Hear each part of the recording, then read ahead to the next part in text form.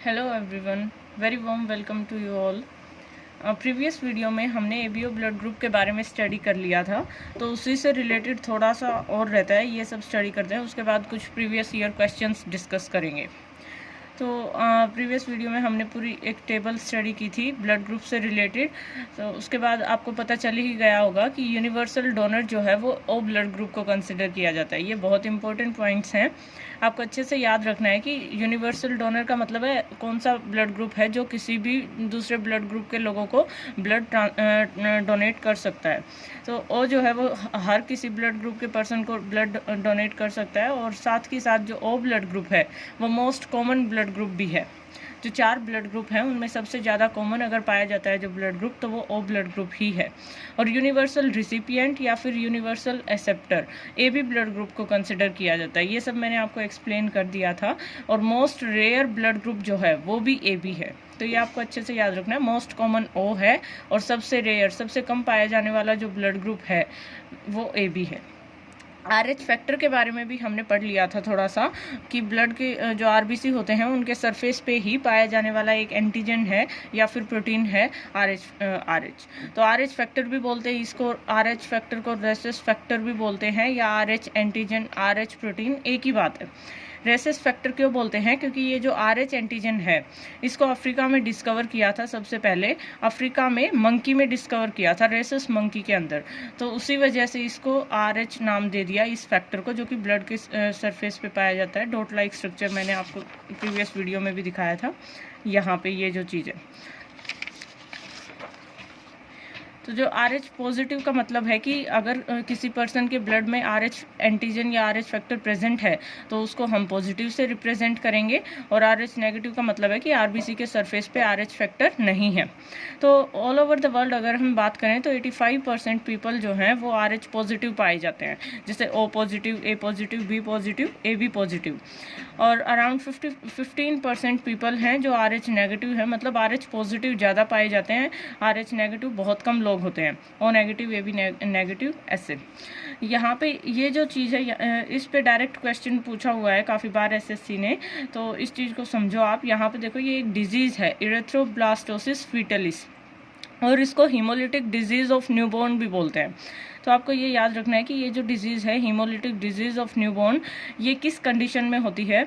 जब मदर जो है वो RH नेगेटिव हो, मतलब मदर के जो RBC हैं उनके सरफेस पे अगर RH एंटीजन नहीं प्रेजेंट होगा, और साथ में मदर के RH नेगेटिव के साथ फादर RH पॉजिटिव होना भी ज़रूरी है। तो सिर्फ ये एक कंडीशन है जिसमें कि ये डिजीज़ पॉसिबल है। इसको देखो, यहाँ पे भी मैंने एक्सप्लेन कर रखा है।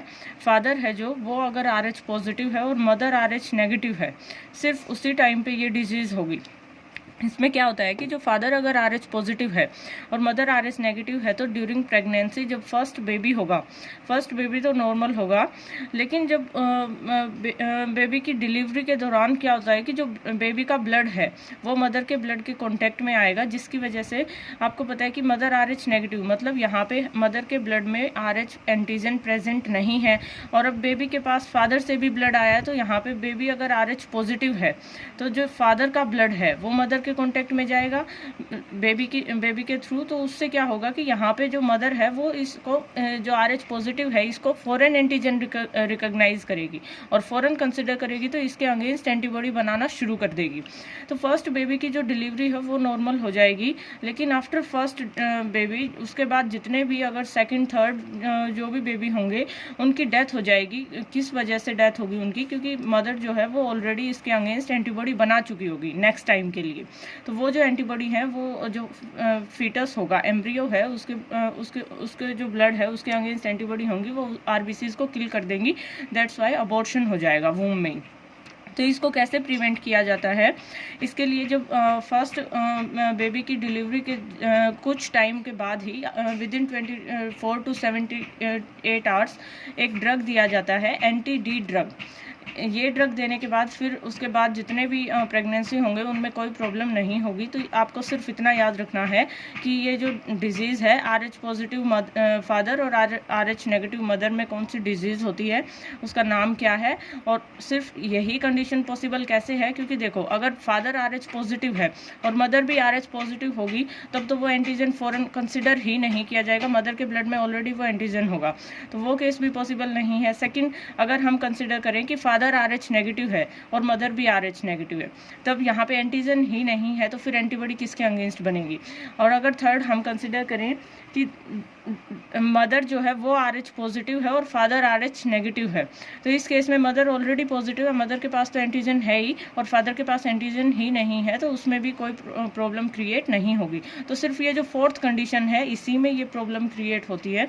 तो इसका इसको ओवरकम करने के लिए ड्रग्स दिए जाते हैं और आपको सिर्फ इसमें इतना ही याद रखना है। इसी के साथ हमारा जो ब्लड ग्रुप है वो कंप्लीट हो गया। तो before blood transfusion it is very important that blood donor and recipient are both are recipient and compatible in both ABO blood group and RH system. कि जो ब्लड ट्रांसफ्यूज़ करते हैं उसके दौरान डोनर और रिसिपिएंट दोनों के दोनों ही कंपैटिबल होने चाहिए, एबीओ ब्लड ग्रुप में भी और RH ब्लड ग्रुप के अंदर भी। अब हम कुछ प्रीवियस ईयर क्वेश्चंस डिस्कस करते हैं। ये देखो फर्स्ट क्वेश्चन है SSC सीरियल में आया हुआ, if the blood group of one parent is AB and the other O, एक पेरेंट है उसका ब्लड ग्रुप है AB और दूसरे पेरेंट का ब्लड ग्रुप है O, then the possible blood group of their child would be. अब यहाँ पे पूछा है कि दो पेरेंट्स हैं, उनका ब्लड ग्रुप दे दिया हमें और उनके जो ऑफस्प्रिंग्स होंगे, चाइल्ड होंगे, उनका ब्लड ग्रुप क्या होगा। तो इसको हम कैसे सोल्व करेंगे, मैंने आपको जो टेबल एक्सप्लेन की थी, अगर आपने प्रीवियस वीडियो नहीं देखी है तो प्लीज़ उस वीडियो को देखें, उससे आपको सब कुछ समझ आ जाएगा। तो यहाँ पे ये जो फर्स्ट पेरेंट का AB ब्लड ग्रुप है, हम इसको ऐसे सोल्व करेंगे। AB ब्लड ग्रुप के लिए मैंने आपको जीनोटाइप बताया था IA IB, यही जीनोटाइप पॉसिबल है AB ब्लड ग्रुप के लिए। सेकंड पेरेंट है O, तो O ब्लड ग्रुप का जीनोटाइप होता है स्मॉल i। तो अब हम क्या करेंगे, इनमें से ये दो पेरेंट हो गए, अब इनकी आपस में क्रॉसिंग कराएंगे हम। ये जो जीनोटाइप है एक बार सिर्फ इस एली को उठाओ, इसकी क्रॉसिंग कराओ इसके साथ, तो IA और स्मॉल i। तो यहाँ पे जो भी आएगा उसको आप लिख लो IA स्मॉल i, ये कंडीशन हो गई फर्स्ट। अब दोबारा से इसी एली को उठाओ, IA और इस एली के साथ क्रॉस कराओ, IA स्मॉल i, यहाँ पे भी सेम आएगा। अब जो सेकेंड एली है I कैपिटल B, IB को इसके साथ रिएक्ट कराओ, IB स्मॉल i, एक बार IB इसके साथ, तो यहाँ पे IB और स्मॉल i। तो अब आपको पता होगा कि मैंने आपको ये टेबल में एक्सप्लेन किया था जो AB ब्लड ग्रुप है, तो मैंने बताया ना कि AB ब्लड ग्रुप में ये जीनोटाइप है, तो हमने इस जीनोटाइप को पिक किया और ब्लड ग्रुप का ये जीनोटाइप था। तो इसी के साथ यहाँ पे अब देखो IA स्मॉल i, इसमें कौन सा ब्लड ग्रुप पॉसिबल है, ये यहाँ पे देखो आपको पता चल रहा है IA स्मॉल i, इसमें जो ब्लड ग्रुप है वो A है। तो इसी के साथ आपको पता चल जाएगा कि यहाँ पे जो ब्लड ग्रुप होगा ऑफस्प्रिंग का वो होगा A। अगर एक एली A है तो यहाँ पे A ब्लड ग्रुप होगा, इस कंडीशन में भी A ब्लड ग्रुप ही होगा, और यहाँ पे B ब्लड ग्रुप और यहाँ पे भी B ब्लड ग्रुप। तो आपको क्या पता चला कि जो चाइल्ड होगा उसका ब्लड ग्रुप क्या हो सकता है, या तो A ब्लड ग्रुप होगा या फिर B, ये दोनों ही कंडीशंस पॉसिबल हैं। A ब्लड ग्रुप भी हो सकता है, B ब्लड ग्रुप भी। तो करेक्ट आंसर अब देखो, मैच करो ऑप्शंस में A and B। First option जो है उसी में हमें मिल गया A और B, तो कहने का मतलब ये राइट आंसर है ABO। O ब्लड ग्रुप तो हो ही नहीं सकता, क्योंकि O ब्लड ग्रुप के लिए अगर यहाँ पे स्मॉल i होता तब जाके O ब्लड ग्रुप पॉसिबल था, तो ये कंडीशन गलत हो गई। नेक्स्ट में A, AB और O, AB भी पॉसिबल नहीं है क्योंकि AB के लिए यहाँ पे B जीनोटाइप वाली एली होनी चाहिए थी। तो ये सारे के सारे ऑप्शंस इसी तरह से एलिमिनेट हो गए। नेक्स्ट क्वेश्चन पे देखो, a person of blood group AB can receive blood from a person of. तो ये तो एकदम सिंपल डायरेक्ट क्वेश्चन है कि एक पर्सन है उसका AB ब्लड ग्रुप है, ही और she can receive blood from only AB, only B blood group, only A blood group, any blood group. Any blood group का मतलब है A, B, AB, O, किसी भी ब्लड ग्रुप वाले पर्सन से। तो आपको पता है कि जो AB ब्लड ग्रुप है, मैंने अभी भी एक्सप्लेन किया, AB यूनिवर्सल एक्सेप्टर होता है, वो किसी भी ब्लड ग्रुप के पर्सन से ब्लड रिसीव कर सकता है। तो यहाँ पे राइट आंसर क्या होगा, any blood group. Next question, ये भी बिल्कुल सिंपल है। A person having blood type B could safely donate blood to person with blood type. एक पर्सन है जिसका ब्लड ग्रुप है बी, वो किस किस पर्सन को ब्लड डोनेट कर सकता है? तो ए ब्लड ग्रुप एंड ओ, ये तो गलत हो गया। जब बी ब्लड ग्रुप वाला पर्सन है वो ए ब्लड ग्रुप को डोनेट ही नहीं कर सकता। बी एंड ओ, ये भी गलत है। ओ ब्लड ग्रुप से ले सकता है बट ओ ब्लड ग्रुप वाले पर्सन को बी ब्लड ग्रुप का कोई पर्सन ब्लड ट्रांसफ्यूज नहीं कर सकता। नेक्स्ट है ए एंड ए बी, ये भी रॉन्ग आंसर है।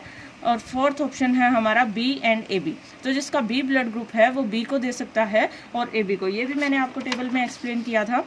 यहाँ पे देखिए, ये बी ब्लड ग्रुप है। बी ब्लड ग्रुप किसको दे सकता है? बी ब्लड ग्रुप वाले दूसरे पर्सन को और साथ में ए बी ब्लड ग्रुप को। और ले किससे सकता है? बी ब्लड ग्रुप से और ओ से। तो यहाँ पे बी एंड ए बी ये करेक्ट आंसर होगा।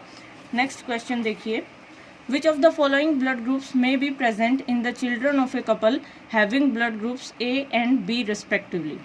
कोई ये कपल है और उनका जो ब्लड ग्रुप है ए एंड बी है। फादर का सपोज कर लो ए है, मदर का बी है। तो यहाँ पे भी वही चीज़ पूछी है कि चिल्ड्रंस जो हैं उनका ब्लड ग्रुप क्या होगा। तो ए ब्लड ग्रुप है तो आप जीनोटाइप बना लीजिए। ए का हमारे पास दो कंडीशंस पॉसिबल हैं। ए ब्लड ग्रुप में हमारा जीनोटाइप आई ए बी हो सकता है और सेकंड आई ए स्मॉल आई, इसमें भी ए ब्लड ग्रुप ही होता है। तो ये दोनों कंडीशंस हमारे पास पॉसिबल हैं किसके लिए? ए ब्लड ग्रुप के लिए। और नेक्स्ट है बी ब्लड ग्रुप। तो बी ब्लड ग्रुप में भी हमारे पास दो कंडीशंस हैं, एक तो आई बी और सेकंड है आई बी स्मॉल आई। तो हम क्या करेंगे, एक बार इसकी और इसकी क्रॉस कराते हैं। जैसे एक बार इसको पिक कर लो और इसको पिक कर लो, ये दोनों बी ब्लड ग्रुप के पॉसिबल केसेस हैं। तो अगर हम इनकी क्रॉस कराएंगे आई ए और आई बी, तो हमारे पास क्या रिजल्ट आएगा? I B again I B again I B. तो यहाँ पे आप देख रहे हो हर एक जीनोटाइप में क्या ब्लड ग्रुप है? ए बी दोनों है। तो इसका मतलब यहाँ पे जो ब्लड ग्रुप होगा चाइल्ड का वो ए बी होगा। यहाँ पे सब केसेस में ए बी है, ठीक है, ए बी। अब हम इनको पिक करते हैं क्योंकि हमें नहीं पता कि जो पेरेंट हैं दो, जो मदर और फादर हैं, उनका ये वाला जीनोटाइप है। जैसे ए ब्लड ग्रुप है तो हमें नहीं पता कि ये जीनोटाइप है या फिर ये जीनोटाइप है, तो हम दोनों ही कंडीशंस को लेके चलेंगे। ऐसे ही मदर में भी बी ब्लड ग्रुप है तो उसमें ये जीनोटाइप है या ये, इस चीज़ का हमें नहीं पता। तो हम सारे केसेस को शॉर्ट आउट करेंगे। जैसे अगर ये ब्लड ग्रुप है आई ए स्मॉल आई और मदर का है आई बी स्मॉल आई, तो अगर ये ब्लड ग्रुप है तो हम इनकी जब क्रॉस कराएंगे आपस में तो क्या होगा? आई ए आई बी। अब दोबारा से आई ए को पिक करो, आई ए, अब दूसरी एली के साथ आई ए स्मॉल आई। नेक्स्ट पे ये जो स्मॉल आई है, स्मॉल आई बी और लास्ट में स्मॉल आई। तो यहाँ पे देखो इस कंडीशन में जो चाइल्ड है उसका ब्लड ग्रुप होगा ए बी। यहाँ पे blood group I A small I है तो स्मॉल आई तो अपने आप को रिप्रेजेंट नहीं करता, तो यहाँ पे स्मॉल आई सिर्फ होमोजाइगस कंडीशन में, इस कंडीशन में अपने आप को रिप्रेजेंट करेगा सिर्फ। तो यहाँ पे जो ब्लड ग्रुप होगा वो ए होगा और यहाँ पे स्मॉल आई बी, यहाँ पे आई बी है अगर प्रेजेंट तो यही अपना एक्सप्रेशन देगा। तो यहाँ पे जो ब्लड ग्रुप होगा चाइल्ड का बी होगा। इस केस में भी एक स्मॉल आई था बट ए ब्लड ग्रुप भी था यहाँ पे, तो ए का जीनोटाइप था तो ए ब्लड ग्रुप हो गया। और यहाँ पे दो स्मॉल आई प्रेजेंट है तो इस कंडीशन में जो चाइल्ड का ब्लड ग्रुप होगा वो होगा ओ। तो आपने देखा कि जो चाइल्ड है ए और बी ब्लड ग्रुप के पेरेंट्स का, उनका जो चाइल्ड है उसका ब्लड ग्रुप ए बी भी हो सकता है, ए बी बी ओ। तो ए बी यहाँ पे था, ए बी यहाँ पे भी है, तो ये तो पॉसिबल है ही। इसके अलावा ए ब्लड ग्रुप भी पॉसिबल है, बी बी ओ बी। तो अब ये सारे के सारे ऑप्शंस देखो किस में है, इसमें सिर्फ ए और बी है, इसके अलावा ये दोनों ऑप्शंस नहीं है, तो ये रॉन्ग आंसर हो गया।